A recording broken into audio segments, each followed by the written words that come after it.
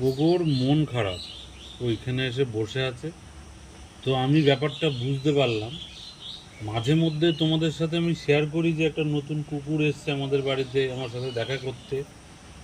তা আসলে যে ওটা আমার সাথে দেখা নয়, ওগো বাবুর সাথে দেখা করতে আসে, সেটা আমি বুঝতে পারলাম আজকে। এভাবেও বসে আছে। ও কিন্তু আজকে আসেনি, ওই কুকুরটা কিন্তু মেয়ে ছিল।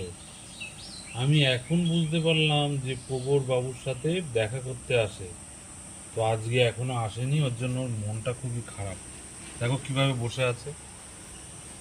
ও আসবে, সময় হলে ঠিকই আসবে। তা তুমি কিছু বলবে? সবার উদ্দেশ্যে কিছু বলার আছে তোমার? হ্যাঁ, বলো দেখি, বলো, বলো, তোমার দুঃখের কথা কিছুটা বলো দেখি, কেউ বোঝে কিনা, বলো, বলো,